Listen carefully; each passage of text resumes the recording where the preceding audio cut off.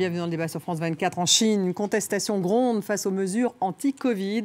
Chez Foxconn, à Zhengzhou, la semaine dernière, à Shanghai, où ce sont des jeunes qui se sont rassemblés ce week-end après un incendie à Urumqi, dans le Xinjiang, qui a fait 10 morts. Urumqi, où ils sont également des milliers à être descendus dans la rue, bravant le confinement qui dure depuis plus de 100 jours dans cette région marquée par la répression contre les Ouïghours. Un journaliste de la BBC, Ed Lawrence, qui couvrait la manifestation de Shanghai, a été arrêté et malmené par la police. Le gouvernement britannique a condamné la police chinoise. Avec la hausse des contaminations, le nombre de personnes confinées en Chine dépasse déjà celui du printemps. Cette politique renforcée depuis l'arrivée d'Omicron en début d'année a déclenché des vagues de suicides, des vagues de décès de personnes privées d'accès aux soins. La Chine mise aussi sur un vaccin oral qui a déjà commencé à être administré dans plusieurs villes, dont Pékin, mais dont on ne connaît pas l'efficacité. Alors cette révolte chinoise est-elle sans précédent? Pourquoi Xi Jinping poursuit-il cette politique zéro Covid qui implique un coût à la fois économique et social au pays? Après avoir sorti plusieurs vaccins au début de la pandémie, la Chine a-t-elle finalement raté sa politique vaccinale? Ces événements prennent une tournure internationale avec la condamnation des Britanniques et des critiques de l'ambassade de France de la politique chinoise du zéro Covid. On va en débattre avec mes invités. J'ai le plaisir d'avoir à mes côtés Thierry Volton. Bonsoir. Bonsoir. Essayiste, spécialiste des régimes communistes et post-soviétiques, auteur de Une histoire mondiale du communisme. Bienvenue à vous. En face de vous, Alain Chalvron. Bonsoir Alain, grand reporter, ancien correspondant de France Télévisions en Asie. Bienvenue également. Anne Sénéqui est avec nous. Bonsoir. Médecin, chercheuse et co-directrice de l'Observatoire de la santé mondiale à l'IRIS, co-auteur avec Pascal Boniface de La géopolitique tout simplement, et c'est aux éditions Erol. Bienvenue à vous. En face de vous, Jean-Baptiste Monnier. Bonsoir. Vous êtes vice-président d'Asia Center. Vous travaillez dans l'industrie informatique. Vous avez passé 13 ans en Chine. Et puis, vous avez aussi passé 14 ans aux États-Unis et 3 ans à Londres. Bienvenue à vous. C'est vrai ce que je dis ou vous me regardez les yeux écarquillés? Bon, alors si c'est vrai, tout va bien. La Chine a recensé dimanche 39 506 cas de Covid. C'est un record quotidien, donc plus de 39 000 cas. Mais ça reste bien sûr très faible par rapport aux chiffres enregistrés ailleurs dans le monde. La contestation a grondé ce week-end, vous l'avez tous vu dans ces images. À l'université de Tsinghua, à Pékin, des centaines d'étudiants ont manifesté. Les jeunes sont un peu les figures de proue des manifestations. Etanaji. Ce manifestant shanghaïen est évacué manu militari par la police. Car les consignes du gouvernement sont strictes.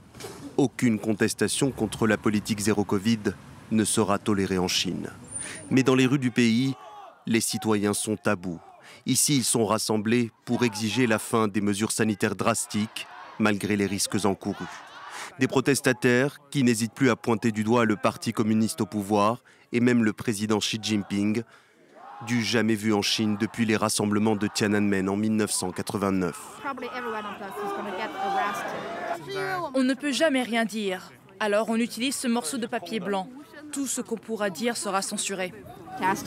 On se mobilise contre la dictature du test PCR. Et vous savez, contre Xi Jinping. Mais la réponse des autorités est implacable. Sur ces images, on aperçoit un journaliste de la BBC qui couvre les manifestations, violemment plaqué au sol. Partout à travers le pays, de Wuhan, berceau de l'épidémie, à la capitale Pékin, les mêmes cris de colère de Chinois éprouvés par les restrictions, alors que le reste du monde reprend une vie quasi normale. Dans les rues de Hong Kong, des citoyens se montrent solidaires, certains exigent plus de liberté politique. Je suis ici parce que je m'oppose à la politique sanitaire mise en place par la Chine pour contrôler les infections au Covid. Je pense que c'est trop tard et qu'il faut mettre fin à tout cela. J'ai aussi vu de nombreuses personnes en Chine continentale mobilisées pour exprimer leur opposition. Je me dois de les soutenir. Face à cette grogne populaire qui couve depuis plusieurs mois, le gouvernement a assoupli les restrictions la semaine dernière dans la capitale de la province du Xinjiang. Mais dans la grande majorité du pays, les confinements à répétition et les tests PCR sont devenus le lot quotidien des habitants. Alain Chalvron, vous qui avez quand même passé beaucoup de temps en Chine, est-ce que vous avez l'impression que là, c'est un peu inédit ce qui se passe, ou on peut le rapprocher effectivement de ce qui a pu se passer en 89 ? Oui, c'est inédit pour la période d'après 89. 89, c'était aussi un mouvement très important, plus important qu'aujourd'hui encore, mais peut-être pas que demain.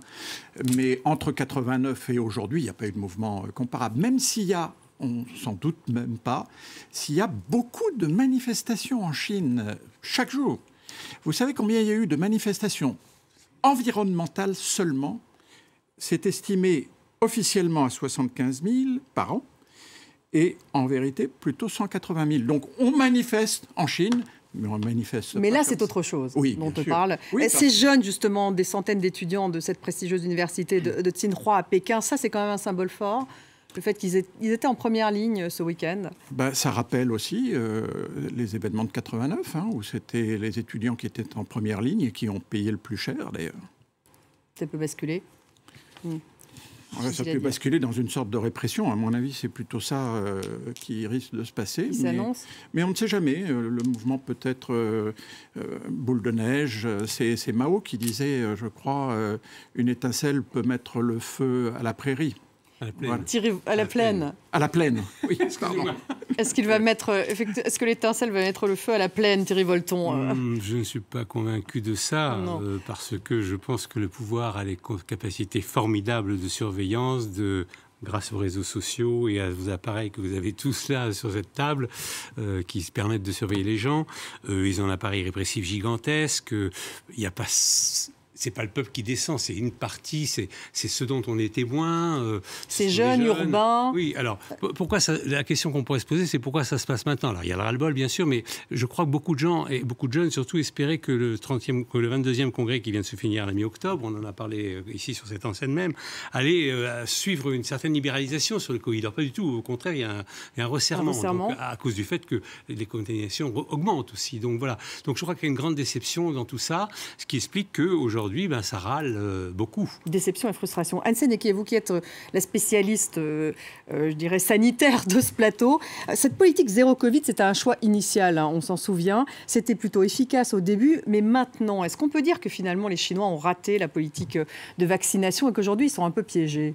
Alors quand on prend justement la temporalité d'aujourd'hui, on voit que cette stratégie, elle est à une périodicité de sa vie où ça n'est plus pertinent. Ça l'a été pendant toute l'année 2020 et on s'en souvient, c'était le seul pays qui avait un PIB à croissance positive pendant l'année. C'est le seul pays qui a réussi à maintenir un taux de contamination très bas, voire nul officiellement, et qui a pu continuer, à maintenir sa population au niveau sanitaire, mais aussi continuer à exister sanitairement au niveau mondial avec les masques, avec les médicaments et le matériel qu'ils envoyaient à travers le monde. En 2021, ça a repris avec la vaccination où ils ont vendu tous ces vaccins au Brésil, on s'en souvient, dans les pays où nous, occidentaux, nous ne voulions pas partager les vaccins à RNM. Donc aujourd'hui, c'est ça qui a changé finalement à travers la stratégie zéro Covid, c'est que le reste du monde s'est vacciné. Finalement, en Chine, la vaccination n'est pas si importante que ça. C'est moins de 60%. Pourquoi ont-ils exporté leur vaccin alors qu'il n'est pas efficace, ce vaccin ? La Chine, là, je parle sous le contrôle des spécialistes de l'Asie, la Chine, mais il y a la nouvelle stratégie de la soie et c'était une façon d'exister. Et une façon d'exister en disant on va là où les Occidentaux ne viennent pas. Donc, Donc on exporte notre vaccin. Exact, on le vend. Passeport diplomatique. Passeport diplomatique. Mais il est efficace ou pas, ce vaccin, Anne Sénéquier ? Il était efficace un petit peu sur le vaccin, le alpha, le Covid-19. La problématique d'aujourd'hui, c'est qu'on est arrivé sur un variant Omicron qui se propage beaucoup plus vite et qui a un échappement immunitaire sur déjà les vaccins RNM, mais beaucoup plus aussi sur les vaccins chinois, le Sinovac et Sinopharm. Jean-Baptiste Monnier, vous qui êtes le businessman du plateau, à Zhengzhou la semaine dernière, Foxconn, c'est quand même la plus grosse usine d'assemblage d'iPhone. Il y a eu des affrontements avec le service d'ordre de la société. 20 000 personnes ont quitté le groupe. Les affrontements ont continué. Est-ce qu'effectivement, là, on est aussi dans une sorte de rébellion au sein du système économique chinois ? Pas seulement les jeunes, pas seulement les étudiants, mais vraiment aussi ceux qui travaillent dans ces sociétés comme l'assemblage d'iPhone et d'autres. Oui, vous avez raison, cette usine est la plus grande usine du monde, dit-on, et les ouvriers étaient confrontés à un confinement qui durait depuis assez longtemps. Mais je pense que le déclenchement, cette fois-ci, on parlait de l'étincelle, c'était les salaires. Il y a eu une erreur et la direction de l'usine a reconnu ces erreurs Et on a vu que les démonstrations, les manifestations ont été arrêtées relativement vite, une fois que cette erreur a été payée, si j'ose dire, aux ouvriers de Zhengzhou et de Foxconn. Donc maintenant, on est passé à un autre sujet qui est effectivement le Covid et les manifestations de Shanghai hors de cette usine. Est-ce que ça peut dissuader les entreprises françaises qui se passent aujourd'hui de s'installer en Chine, cette fermeture? Parce qu'elles y sont toujours, elles s'en vont, ou est-ce qu'il y a quelque chose de significatif dans les flux, si je puis dire? Oui, tout à fait. On a changé de régime. Les entreprises françaises et les entreprises internationales non chinoises qui sont implantées là-bas sont confrontées à des difficultés considérables. D'abord des difficultés logistiques, des difficultés économiques et des difficultés idéologiques. De manière logistique, c'est très difficile de gérer des expatriés. Ils sont partis, on ne peut pas les remplacer, personne ne veut y aller. Les voyages d'affaires sont difficiles à mettre en place. Enfin, on perd les échanges entre le headquarter et les bureaux à Pékin, les usines. Deuxièmement, l'économie, comme c'était dit, la consommation baisse. Le chiffre de la vente au détail a baissé en octobre à nouveau. C'est plus du tout ce que c'était avant. Il y a une sorte de dépression. Et troisièmement, l'idéologie. Alors là, c'est l'arrivée du marxisme, le retour en force du marxisme. Comment combiner marxisme et capitalisme? Comment combiner marxisme et high-tech, marxisme et santé, etc. Et les grands gagnants, les entreprises françaises qui ont été les fleurons, comme L'Oréal, LVMH ou Kering, qui ont fait des remarquables marchés en Chine, sont maintenant exposées parce qu'elles ont réussi en Chine. Et on peut se demander si marxisme et produits de luxe est compatible. Xi Jinping, en tout cas, plus puissant que jamais depuis ce 20e congrès du PCC, il avait fait une déclaration sur la politique zéro Covid déjà à l'époque. C'était le 16 octobre dernier, au premier jour du 20e congrès. On l'écoute. En particulier, face à la pandémie inattendue de Covid-19, nous nous efforçons de donner la priorité à la population et aux vies humaines, d'adhérer à une politique inébranlable de zéro Covid dynamique, de mener une guerre populaire, une guerre totale et une guerre de blocus pour combattre la pandémie, de protéger au plus haut la sécurité et la santé du peuple. Nous avons atteint des résultats positifs significatifs en coordonnant la prévention et le contrôle de l'épidémie avec le développement économique et social.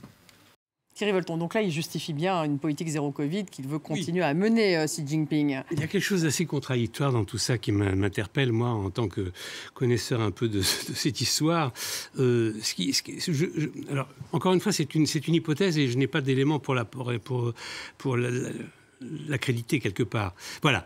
Je me demande si cette crise du Covid, puisque la Chine mène une politique très, très particulière, là, si cette crise du Covid ne sert pas aussi au régime qui veut revenir en arrière, puisque ça vient d'être dit, puisqu'il y a eu quand même une période de libéralisation et maintenant il y a une période de resserrage considérable d'idéologie depuis que l'arrivée de Xi Jinping en 2012, et de plus en plus c'est comme ça maintenant. Et je me demande si cette politique de Covid ne sert pas à museler totalement le peuple. Je m'explique. Les fois où la Chine a libéralisé, il y a eu 2 fois avant cette période-là. 79, il y a eu des manifestations, un mur de la démocratie à Pékin, qui a été arrêté immédiatement par Deng Xiaoping.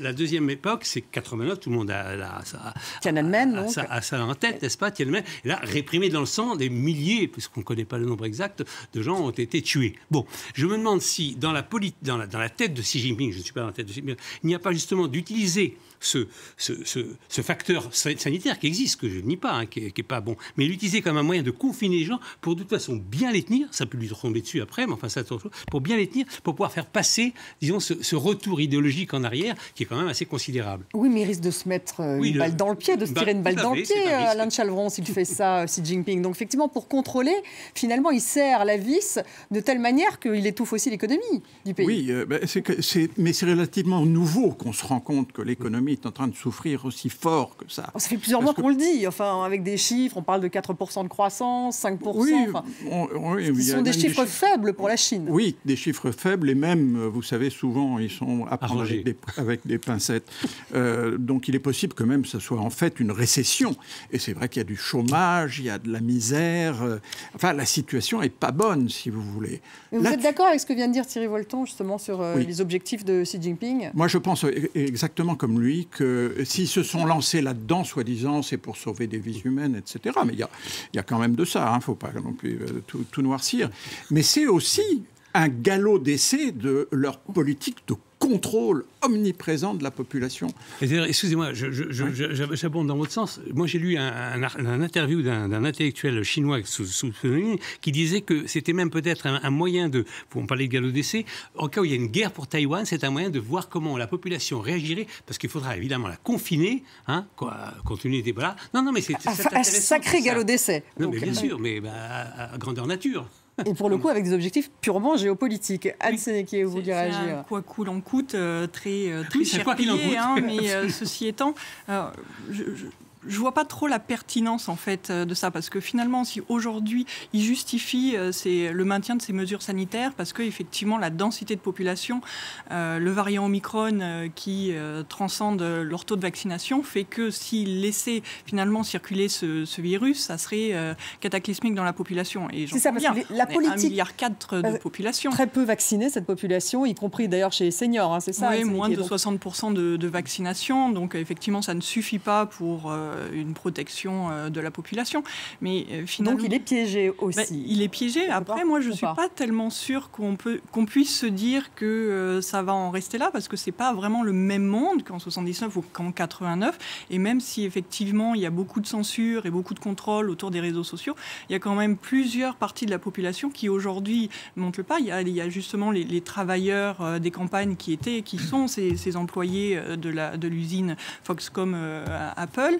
Il y a aussi les populations urbaines, les 20-40 ans, qui sont, eux, connectés d'une manière ou d'une autre. Il y a la censure, mais il y a aussi des moyens de contourner cette censure, et qui voient que, au Qatar, finalement, tout le monde est réuni sans masque et sans rien. Il y a eu l'effet Coupe du Monde, manifestation sur cette population. Donc, petit à petit, alors, il est hors question de dire que la révolution est en marche, mais je pense que en 2022, surtout, et on a eu beaucoup de surprises ces dernières années, que ce soit un petit peu partout dans le monde, je pense que ça serait peut-être imprudent d'exclure la possibilité de quelque chose.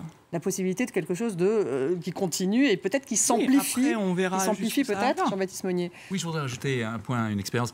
J'ai vécu à Hong Kong et j'ai vu le début du Covid en 2020 en particulier. Et Hong Kong était le premier pays du monde en termes de résistance au Covid, et tout se passait bien. Il y avait du confinement, mais ça se passait bien. Et puis, du jour au lendemain, malgré qu'ils soient quand même mieux vaccinés que les Chinois, Omicron est rentré en mars. Et l'impact a été une vague destructive considérable. Oui. Les malades étaient partout, dans les parkings, dans les toits. Il y a eu 10 000 morts en un mois. C'est-à-dire, proportionnellement, c'est autant qu'on en a eu en France en 3 ans, ou 2 ans et demi. Mais en un seul mois... Parce que pendant ces 2 ans, le reste du monde a été contaminé par l'alpha, bêta, gamma et compagnie. Donc il y a une immunité qui se faisait. Et finalement, Omicron, même en France, il y a beaucoup de gens qui, en France, ont pris le Omicron plusieurs fois dans l'année. Mais ils avaient une immunité précédente, des précédentes infections, ce qu'ils n'avaient pas en Chine. Ce que je veux dire, c'est que la Chine est confrontée à ce danger d'une vague sans précédent, à la dimension de la Chine. Et donc Xi Jinping doit protéger ses...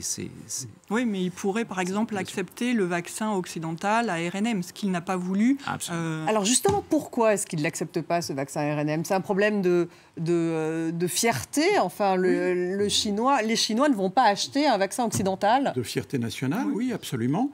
Et comme ils voulaient l'exporter dans le monde comme les sauveurs de l'humanité, les Brésiliens en savent quelque chose, et voilà, donc on a refusé le vaccin occidental qui aurait pu permettre à la Chine de ne pas avoir ce système terrible. Mais vous savez, ça a été terrible.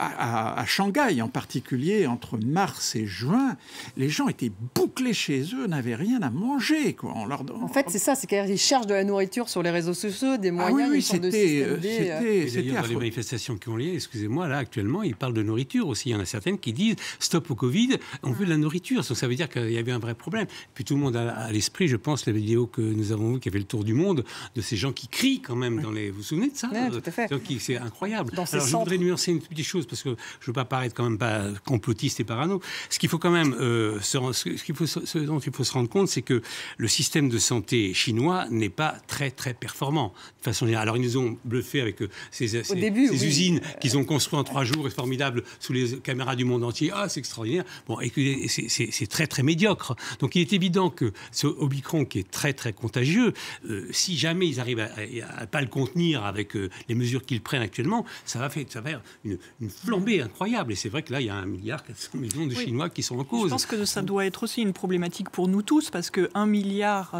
de Chinois qui attrapent Omicron, c'est 1,4 milliard possibilités à Omicron de générer un nouveau variant, potentiellement plus transmissible ou plus virulent. Donc c'est pas juste une seule problématique chinoise. Je voulais ajouter un mot sur cette question de fierté nationale. C'est aussi une question de fierté personnelle.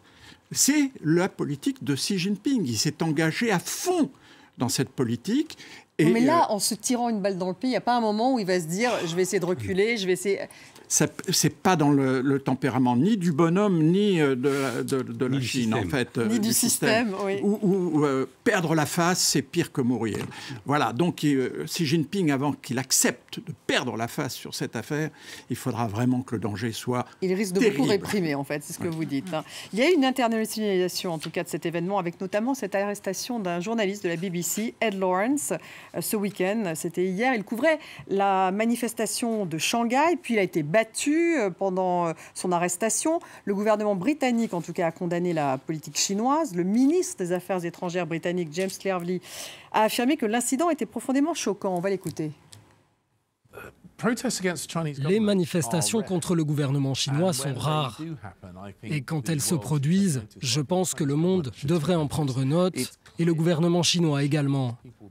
Il est clair que le peuple chinois lui-même est profondément mécontent de ce qui se passe au sujet des restrictions qui lui sont imposées par le gouvernement chinois. Jean-Baptiste Mounier, ce n'est pas anodin de dire ça. Surtout que Rishi Sunak, le Premier ministre britannique, lui, il est plutôt business-friendly, non, avec la Chine. Là, c'est un discours un peu plus droit de l'homiste.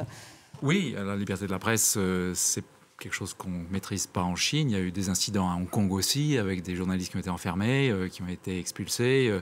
Oui, ça fait partie des valeurs européennes, des valeurs de l'Ouest que la Chine rejette depuis le fameux document 9 qui a été publié en 2012-2013 par Xi Jinping et qui évoque toutes les valeurs de l'Ouest qu'il a refusées.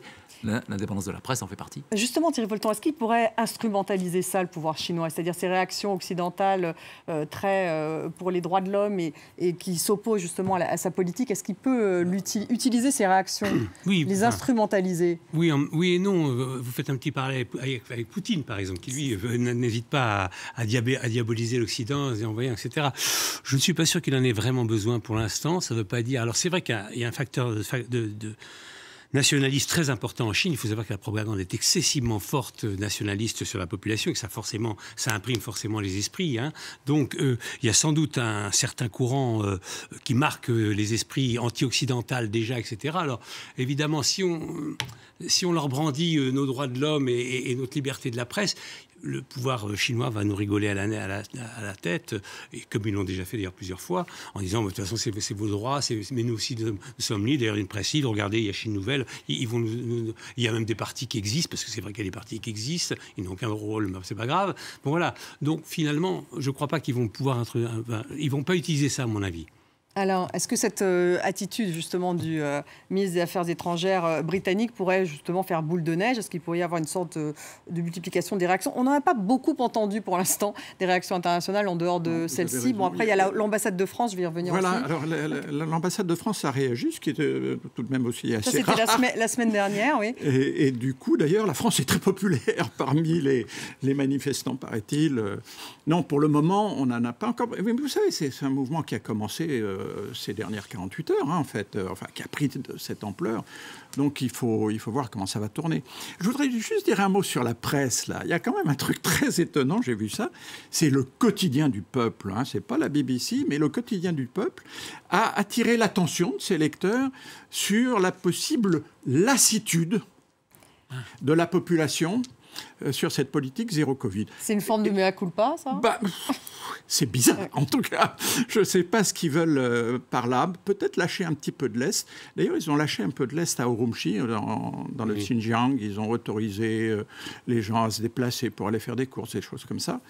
Donc, il y a peut-être quand même un mouvement qui se décide. En tout cas, que le quotidien du pouvoir. Non, oui, parce que c'est quand même une presse... Ah oui, mais le quotidien du peuple, il n'écrit jamais rien sans qu'on lui ait dit tu peux le faire. Hein. Franchement, c'est... J'essaye de tabler sur le phénomène psychologique de la reconnaissance. On reconnaît votre effort. Oui. Comme ça, on essaye d'apaiser les choses et de donner un petit peu sans pour autant se remettre en cause. On va écouter en tout cas le porte-parole du ministère des Affaires étrangères chinois. Selon les autorités de Shanghai, le journaliste en question n'a pas révélé son identité de journaliste à l'époque. Il n'a volontairement pas montré sa carte de presse étrangère lorsque l'incident s'est produit. Les forces de l'ordre ont persuadé les personnes présentes sur le site de partir. Et lorsque certaines personnes n'ont pas coopéré, elles ont été emmenées hors des lieux. Tu ne pas vraiment un mea culpa là. Qu'est-ce que vous dites? Oui, nous avons tort, je suis désolé, nous avons été un journaliste. Bon, c'est évident qu'il se couvre. Donc là-dessus, c'est la langue de bois classique d'un régime totalitaire. Alors l'autre réaction internationale, justement, on en disait un mot il y a quelques minutes, c'est celle de l'ambassade de France en Chine et la Chambre de commerce et de l'industrie française. Alors ils ont publié un communiqué, on le voit, c'était la semaine dernière, qui appelle explicitement à un allègement des mesures de confinement. C'était le 24 novembre dernier.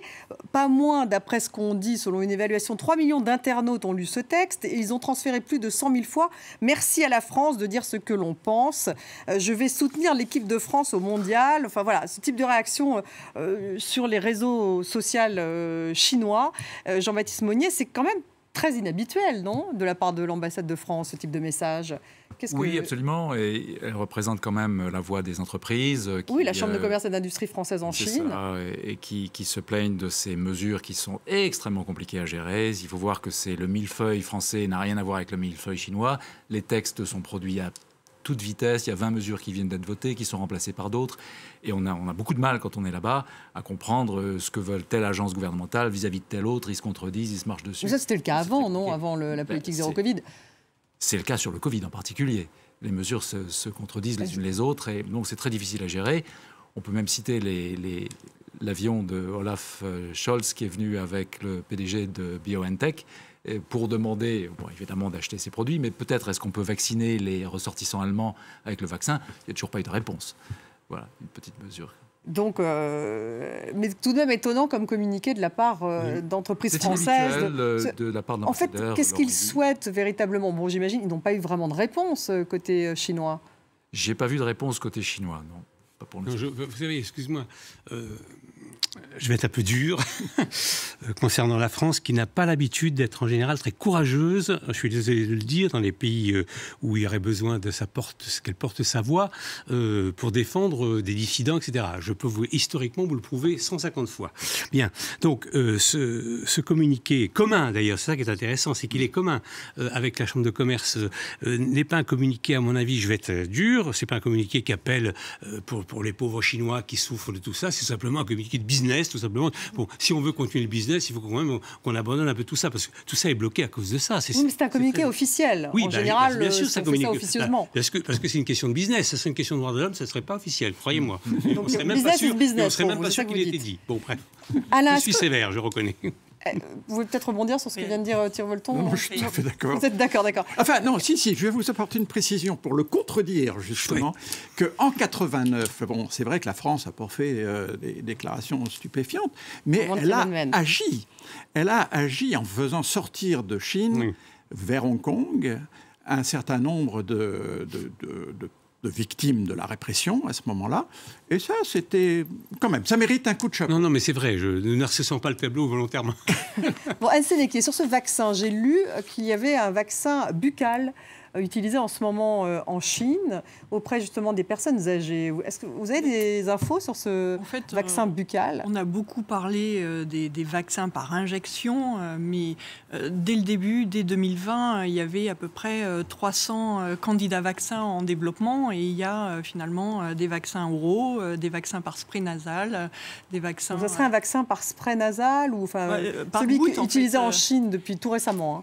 Pour l'instant, on n'a pas beaucoup d'informations. ce que l'on sait, c'est qu'effectivement, il a refusé un accord avec les vaccins ARNM occidentaux sous prétexte que justement eux-mêmes étaient en train de développer quelque chose de leur côté avec cette nouvelle technologie que pour l'instant ils n'ont pas abouti, mais ça avait été plutôt annoncé pour 2023. Donc aujourd'hui, je vous avoue que le vaccin oral, pour l'instant, je n'ai pas de précision. Il y a peu d'informations. Évidemment que ça pourrait totalement changer les choses si tout d'un coup ils avaient un vaccin efficace. La polio, vous voyez, ça fait 32 ans qu'on essaye de l'éradiquer. On a des vaccins avec 2 gouttes et on n'y arrive toujours pas. Donc, c'est pas si simple que ça. Donc, quoi qu'il arrive, ils sont coincés. C'est ce que vous dites. Quoi qu'il arrive, ils ne peuvent pas sortir de cette politique zéro Covid. Disons qu'il y a plusieurs stratégies et ça voudrait dire aussi accepter l'aide de l'extérieur. Et je pense qu'il y a un double discours. Un discours vis-à-vis de sa population, de sa légitimité, parce que comme on le disait, c'est son 3e mandat et du coup, ce qui se passe aujourd'hui est de sa responsabilité. Mais il y a aussi un message à l'extérieur et ça fait 2 ans qu'ils travaillent sur une politique extérieure, sur la Chine a tout compris, la Chine a fait bien correctement et aujourd'hui venir demander de l'aide sur une vaccination, ça serait remettre en cause toute cette politique zéro Covid qui sont les seuls au monde finalement à avoir continué jusqu'à aujourd'hui. Mais est-ce qu'ils sont largués sur la vaccination? Est-ce que c'est vraiment trop tard ou est-ce qu'effectivement ce type de vaccin pourrait être prometteur? Si aujourd'hui on avait un vaccin qui leur permet de véritablement protéger des formes graves et des décès, ils pourraient tout à fait commencer déjà. Bon, après, c'est la Chine, donc quand ils ont décidé de vacciner, on les a vus, quand ils lançaient les campagnes de vaccination, les campagnes de tests, ils arrivent à tester une ville de millions d'habitants en un week-end. Donc je pense qu'ils peuvent aller très vite pour arriver à justement réouvrir un peu la pression autour de la population, mais il faut que ça soit une véritable volonté politique et je pense que le problème il est là aujourd'hui. Thierry Volton. La situation. Oui, excusez-moi. Oui, parce que j'avais une question justement sur est-ce qu'il y a des fissures, alors pas seulement au sein du pouvoir central, mais d'après ce que j'ai lu, dans les villes, ils commencent à être exsangues, ils commencent à s'endetter parce que les coûts manifestement des tests sont extrêmement onéreux. Donc ce sont des milliards. Est-ce que ça peut se fissurer de ce côté-là? Écoutez, la situation est assez délicate pour le régime chinois. Je ne veux pas m'en plaindre d'ailleurs. Soyons clairs, je ne vais pas le défendre, assez délicate parce qu'il est coincé quelque part. Il est coincé entre un virus très virulent et pas de possibilité et une politique qui est très négative à tout point de vue, je veux dire social, économique, diplomatique, etc., etc. Donc, j'avoue que j'aimerais pas être à la place de Xi Jinping, c'est bien fait d'ailleurs, c'est son problème, c'est pas le nôtre. Hein. Mais donc, quand même, de fait, je ne sais pas comment il va se sortir de ça. Alors, il va réprimer, c'est sûr. Hein.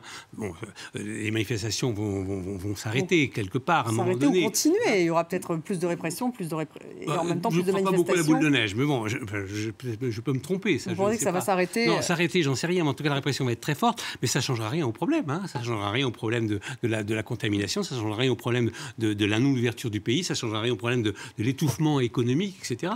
Donc il est dans une espace, il s'est lui-même mis dans cette situation quelque part. Jean-Baptiste Monnier, est-ce que finalement, on parlait toujours de la Chine comme usine du monde, est-ce qu'avec ce Covid maintenant, cette politique zéro Covid depuis 3 ans, est-ce qu'il est temps de se dire c'est terminé cette période, il faut maintenant effectivement diversifier, sortir de Chine, l'impact sur la production des iPhones d'Apple la semaine dernière a été significatif, rien que pour une seule usine. Donc est-ce qu'aujourd'hui, il faut se dire c'est terminé la Chine, usine du monde?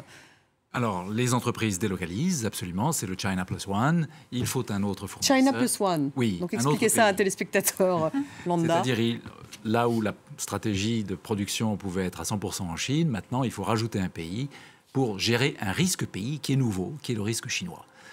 Maintenant, dans les boards, dans les conseils d'administration, le risque pays devient un élément important. Et pour se protéger contre ce risque, il faut investir au Vietnam, en Inde. Apple le fait, d'autres sociétés le font.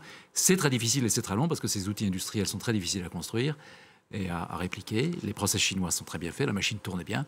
Donc ça ne va pas se faire très rapidement, non. Mais ça se fait, on est dans un processus aujourd'hui de se dire c'est terminé cette Chine, usine du monde. On est en démondialisation, oui, c'est ça. Rapatriement vers les États-Unis en partie, vers l'Europe, pour tout un tas d'usines qui étaient en Chine, oui. Alain? Je ne vendrai pas la peau de l'ours comme ça aussi facilement. Ils ont quand même beaucoup de ressources, les Chinois. Et bon, une fois que tout ça se sera tassé, on va pouvoir vivre quand même avec le Covid jusqu'à la fin des temps. Est-ce qu'on ne dira pas, finalement, vous êtes de bonnes affaires avec eux? Regardez, les Allemands, c'est ce qu'ils font. Alors, il faut être un peu plus prudent, je pense. Je voulais rajouter une chose sur les vaccins. Là.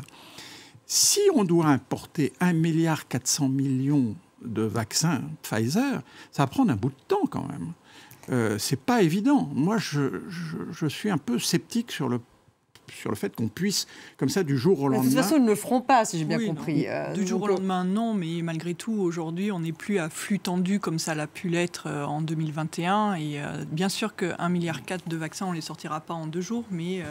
On peut les sortir aujourd'hui. Oui, on pourra les sortir. De fait, aujourd'hui, il y a assez de vaccins pour vacciner la totalité de la population humaine. C'est juste une problématique... 8 milliards. Oui. Ah bon? Aujourd'hui, on n'est plus dans une problématique de disponibilité.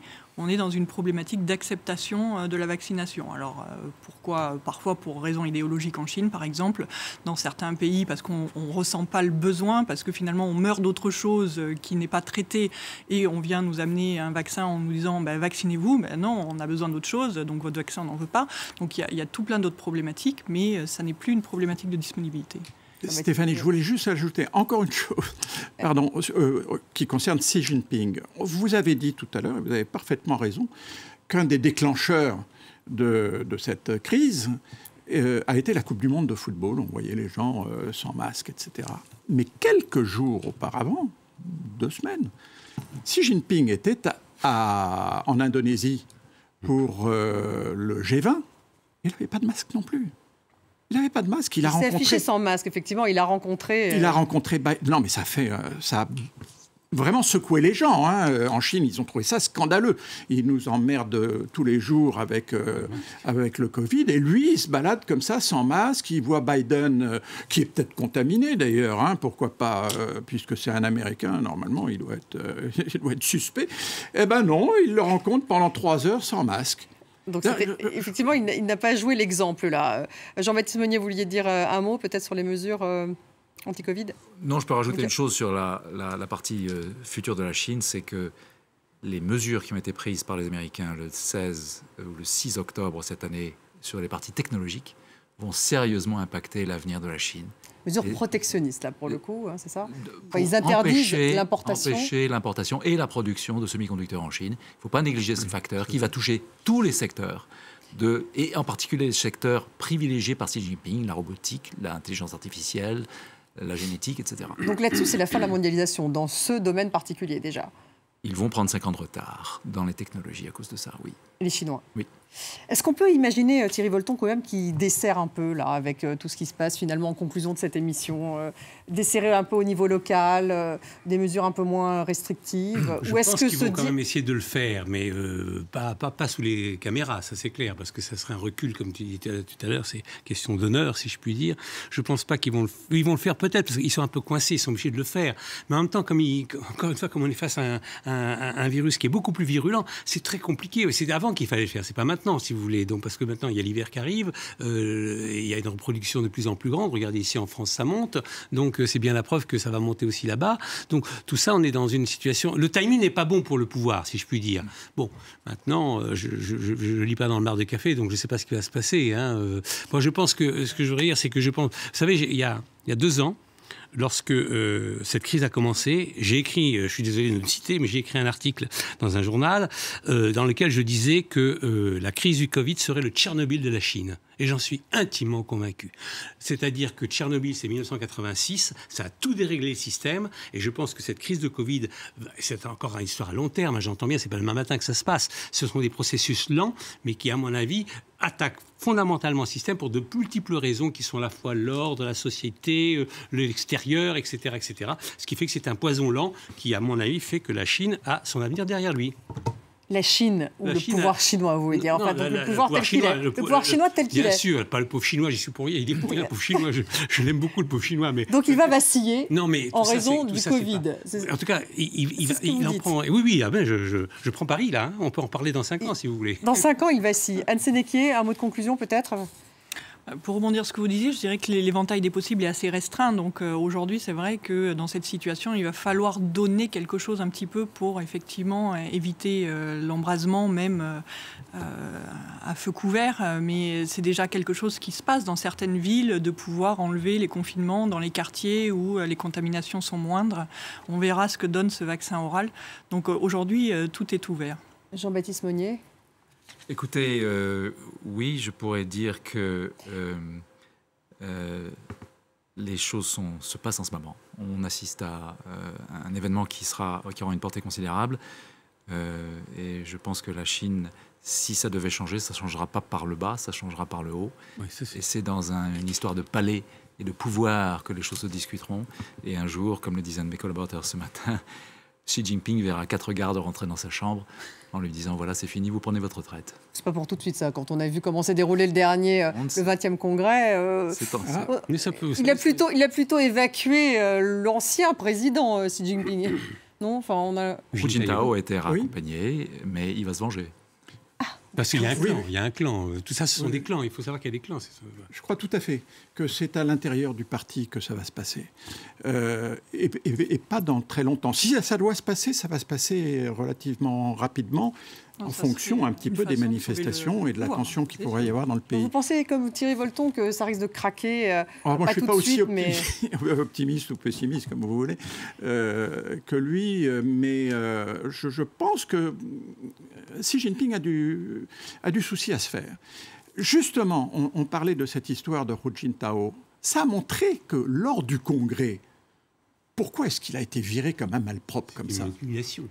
Probablement parce qu'il n'était pas d'accord avec quelque chose du congrès. Et probablement, d'après ce qu'on m'a dit, sur la nomination des 7, ce qu'on appelle les 7 petits empereurs de la direction.